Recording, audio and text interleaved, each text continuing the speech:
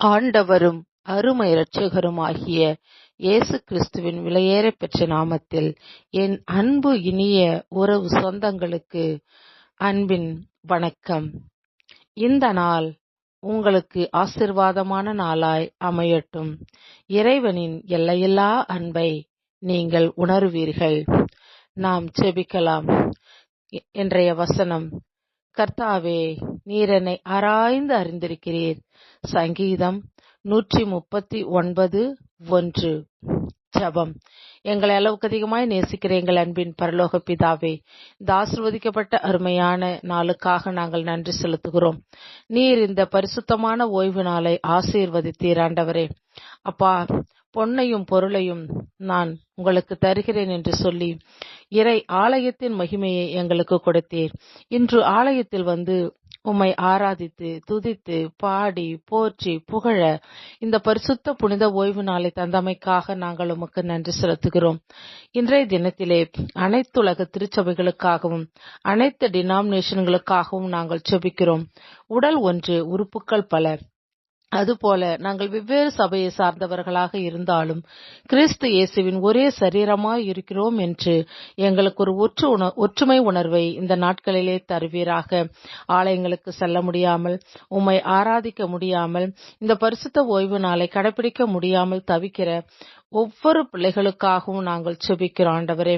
அப்பா, நோயின் தாக்கத்தினாலும் பணியின் தாக்கத்தினாலும் பல்வேறு சூழ்நிலைகளினாலும் ஆண்டவரே வேலை பளுவினால் வர முடியாத பிள்ளைகளுக்காக நாங்கள் ஜெபிக்கிறோம்.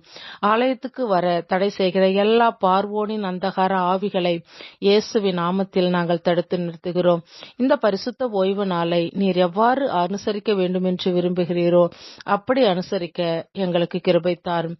சொந்த பேச்சை பேசாமலும் சொந்த இஷ்டத்துக்கு செய்யாமலும் செல்லாமலும் கர்த்தருடைய வேதத்தில் பிரியமாயிருக்குமாறு எங்களுக்கு பணித்திருக்கிறீர் ஆண்டவரே.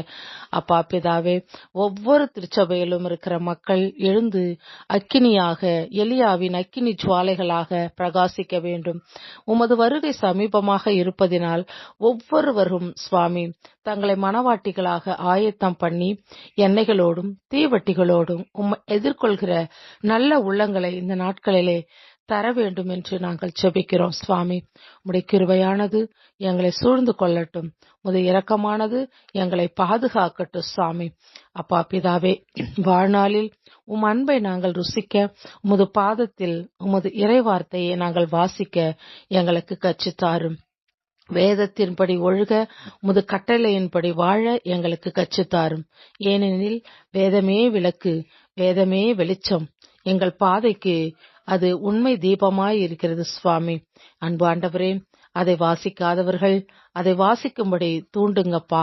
இந்த ஜபத்தில் இணைந்திருக்கிற, இதை கேட்டுக்கொண்டிருக்கிற ஒவ்வொரு பிள்ளைகளுக்கும் அந்த விவிலியத்தில் இருக்கிற அனைத்து ஆசீர்வாதங்களையும் அருள்மழையை போல ஊற்றுங்க தகப்பனே. அவர்கள் எண்ணங்கள், ஏக்கங்கள், எதிர்பார்ப்புகள், விண்ணப்பங்கள், ஆழ்மன வேதனைகள் எல்லாவற்றையும் நீர் அறிந்திருந்து அவர்களுக்கு பக்கத்துணையாய் அவர்கள் மன்றாட்டை நீர் கேட்டல்வீராக. ஒவ்வொருவரையும் ஆசீர்வதியும். இந்த இனிய நாளுக்காக நன்றி பெருக்கோடு உமக்கு நன்றி செலுத்துகிறோம்.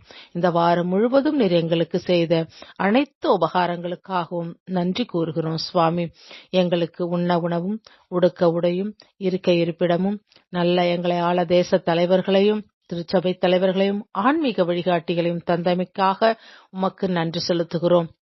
ஆண்டவரே, இந்த வாரம் முழுவதும் எங்கள் போக்கையும் வரத்தையும் நீர் ஆசீர்வதித்தீர், பணிகளை ஆசீர்வதித்தீர், குடும்பத்தை ஆசீர்வதித்தீர்.